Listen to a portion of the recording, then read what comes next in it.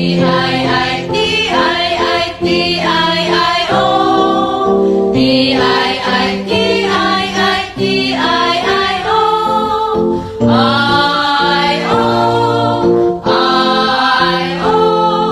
T-I-I-T-I-I-O. I-O.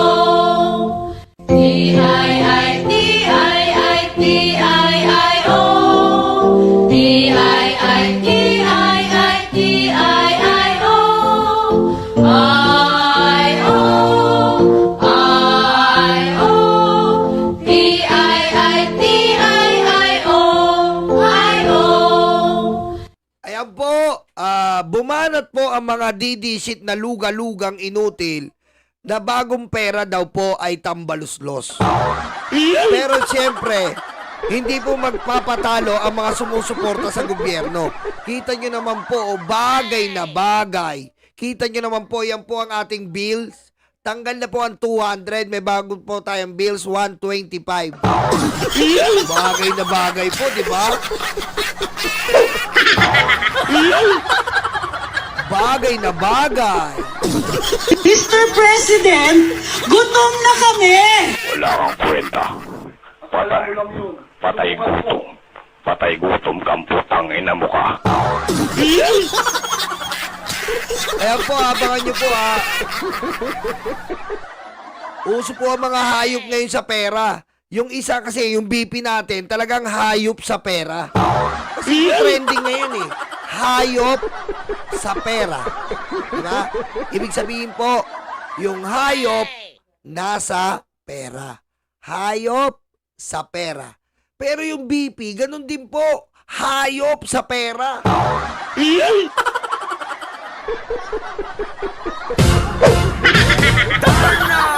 Lumulunok ng pera talaga po. Kitang-kita nyo, bagay na bagay, di ba? Ang ganda ng pagkakagawa. Shoutout sa gumawa nito, napakaganda talaga. Kaya, baka po makakuha kayo, itabing nyo na po yan, rare na po yan, rare po. Rare po.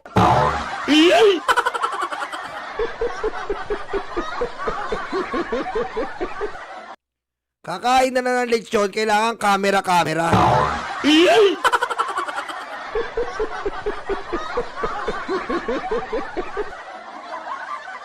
Tignan nyo yung camera ha. Kakain na ng lechon, tignan nyo. Kailangan may camera-camera pa. Sino ba Epal? Alam mo, daig pa to si... Alam mo yung mga Duterte pala, no? Putik nakakadiri pala. Daig pa yung trapo. Biro mo, kakain sila. Tignan mo, nandun yung lechon. Nakalatag. Parang tanga.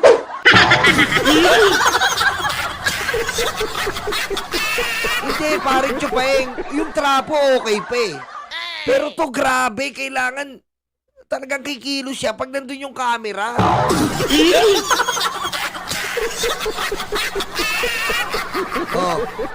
Yung camera, kailangan tignan mo,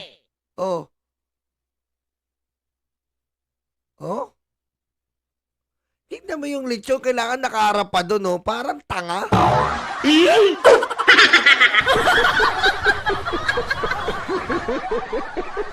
Tignan mo, kailangan nakaharap pa yung lechon.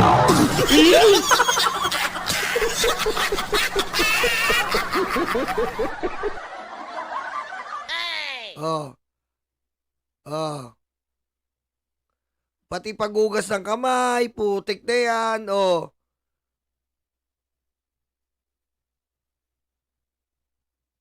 yung camera, ayan po, ang daming camera, ayan ang daming camera. Camera muna bago kain. Putik sa ka makakita, kala natin, yung picture nila na dalawa silang mag-ama, akala natin, putik na yan, stolen lang, putik planado pala. Ayan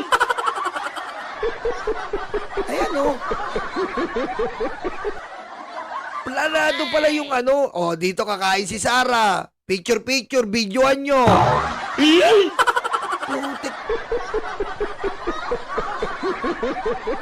Oh.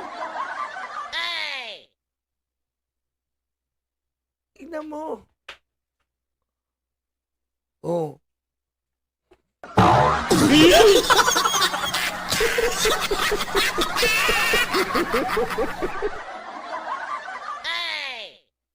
Pero mo, tignan mo, kakain lang sila, parang tanga, oh.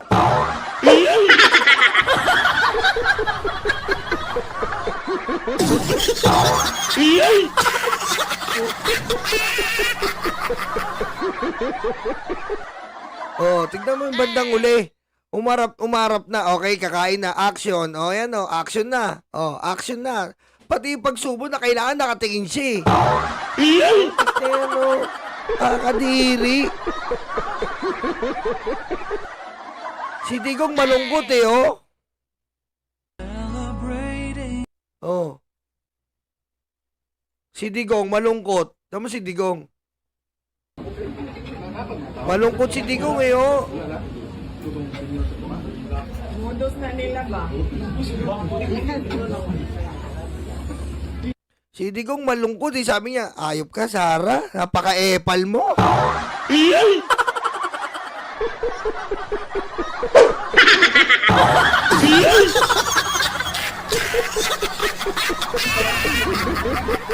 Oh.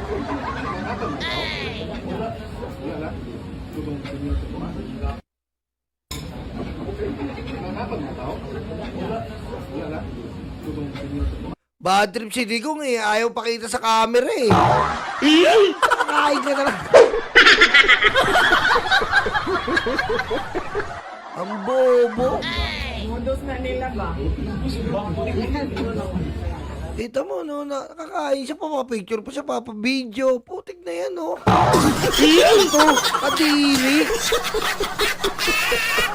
Akala ko naman, yung kumakalat na nakalitson sila, stolen yun. Yung pala planado, ang daming mga camera, nakabideo.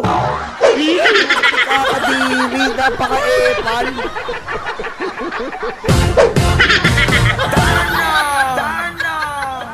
Tapos ito pa, oh, pakita ko sa inyo, ito. Pero may nako wish, ginahandom para sa tanang tao, sa tanang Pilipino, good health, kay wala na.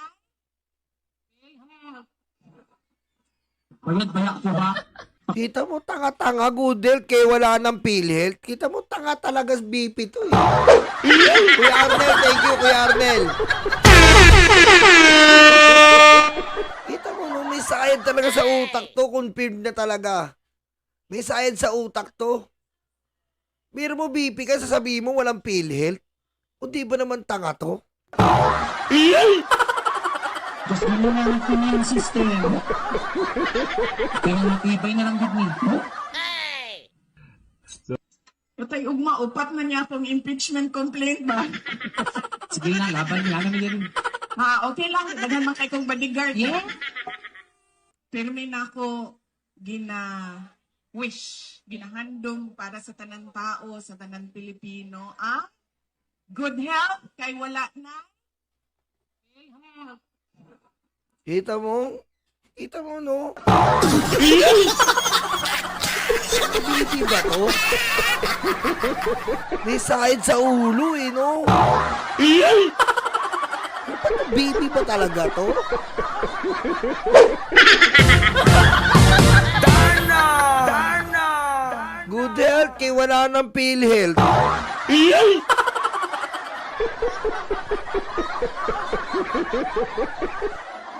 Tapos naglaslas na naman yata ng katawan. Hi friends and not friends and not friends.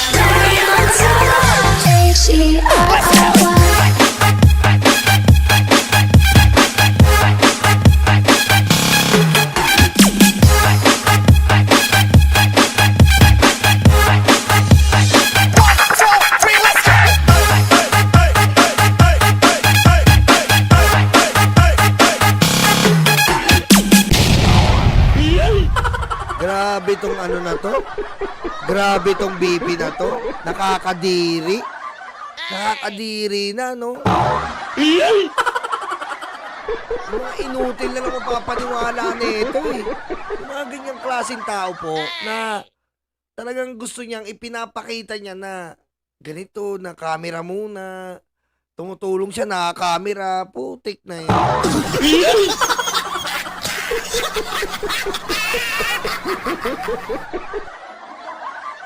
Ang lakas ng tama eh. Matindi tama na itong BP na to.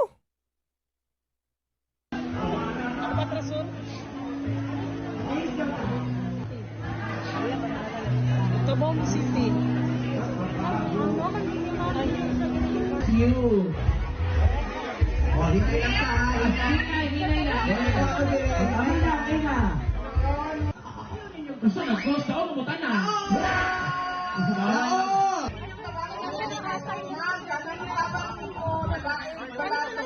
Oh, isa to. Sige, answer. Step side. Karon. Oh. Kawawa yung mga taong tiga Davao. Kita nyo naman po, ayan po ang nakapila. Kawawa po, tas 150 lang bibigay sa inyo. Grabe, Davao. Ganyan ba yung Singapore? Ha? Sorry sa mga tiga Davao ha. Mga Davao, magumising kayo. Ginagawa kayo mukhang patay gutom. Mga Davao, ginagawa po kayo mukhang patay gutom, pumapayag po kayo. Ano ba namang klase kayo mga tiga Davao? Kala ko matatalino kayo. Ha? Ginawa kayong patay gutom. Grabe. Oh, ito mga tiga Davao, tignan nyo. Oh. Kaya palang maraming nakapila sa Christmas abuloy ng mga Duterte para sa mga duka. Davao City pala ang pinakamaraming pobre. Ayan po ha.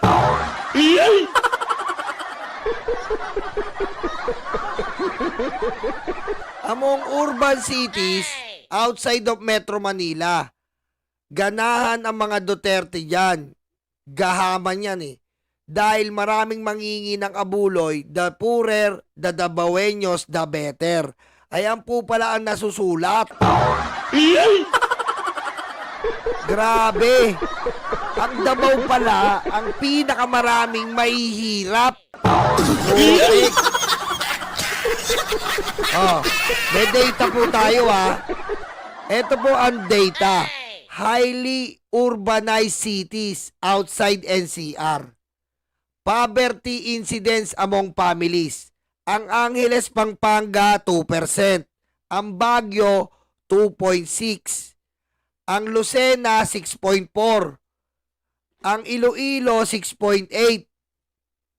Ang General Santos, 8.8 po ang mahihirap. Ang Mandaue, 9.7.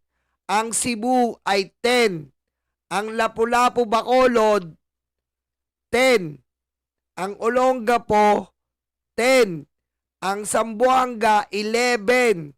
Ang Cagayan de Oro, 12. Ang Tacloban, 13. Ang Butuan, 16. Ang Davao, ang mahihirap po ay 21%.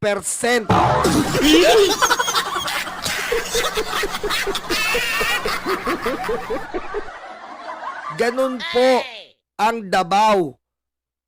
Isa sa Pilipinas na pinakamaraming mahirap.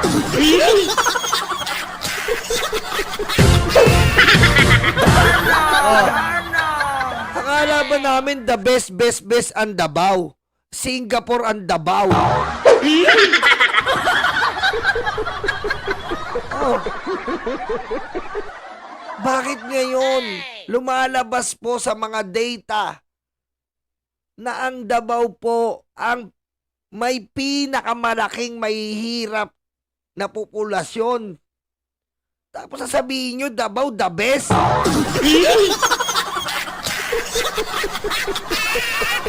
Kaya pala, 150, pinapatos na ng mga kawawang Davaoeño. Kasi, isa sila Number 1 talaga yung Davao sa maraming mahihirap.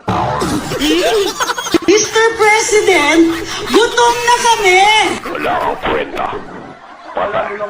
Patay gutom. Patay gutom kang putang ina mo ka.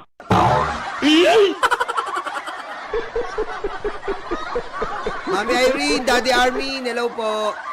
Pagaling kayo, Mami Irene. Di ba? Oh, hindi na magsisinungaling yan data na yan. Oh. Poverty incidence among families. Oh. Eto na. Poverty incidence among population. Noong 2023, 29% sila pa rin ang pinakamalaki.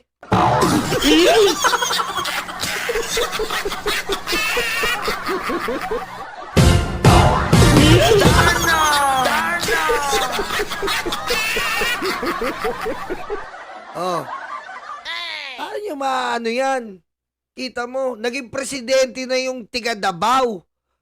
Ngayon kayo pa rin ang pinakamahirap, mga Davaoenyo. Tama si Green Day. Ang yumaman lang dyan, si Digong. Nakita nyo, nagmomotor-motor pa ng tigda 2 milyon? Kayo para kayong patay gutom, Davaoenyo.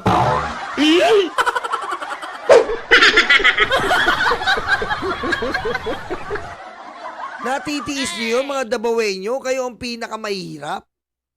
Tapos kung mag-flex yung mga tao dyan, si Baste, kala mo, Davao is the best city, wala na kaming utang. Walang naniniwala. Walang maniwala kasi nga, yung data dyan, sabi ni General Torre, dinuduga. Dinuduga po yung data, may 2 silang logbook.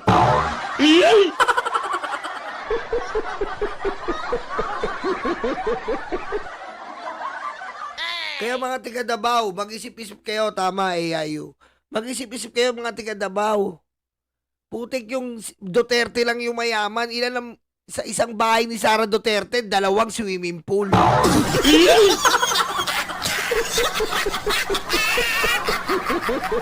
Yung likod bahay ni Digong may golf course doon. Ngayon is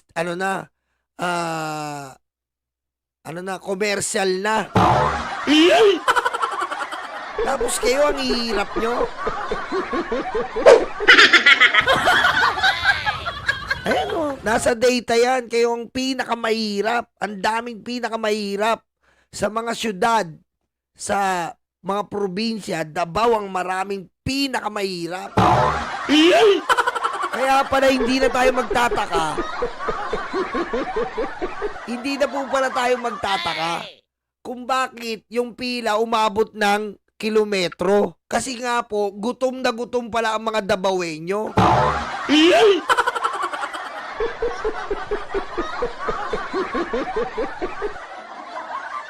Kaya pala, hindi na po tayo magtataka bukod sa may hakot sila.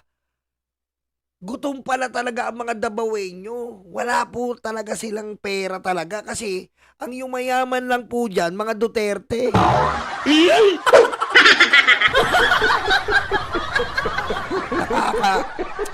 Nakakaawa. Alam mo, nakaawa kami sa inyo, Davao. Nakaawa kami sa inyo. Kaya kung ako sa inyo, piliin nyo na yung Nograles.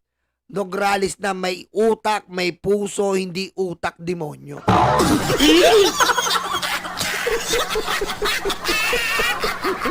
Diba? Ayan po ha, oh, dito natin pinagbasihan yan. Baka may umiyak na naman dyan, oh. Ayan, oh. Oh. Highly urbanized cities outside NCR. Poverty incidence among family. Poverty incidence among population. At ang nangunguna po dyan ay walang iba kundi Davao.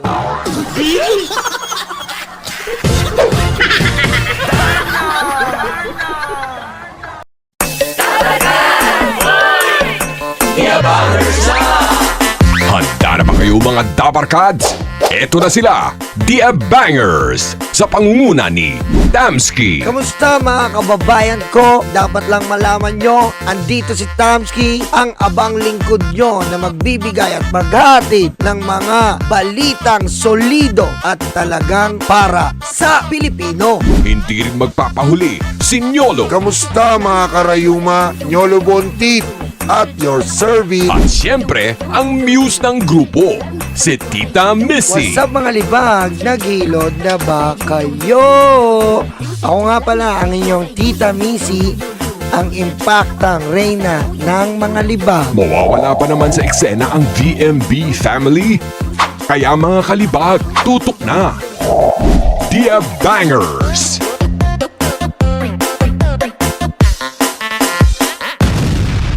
Kabahan na kayo.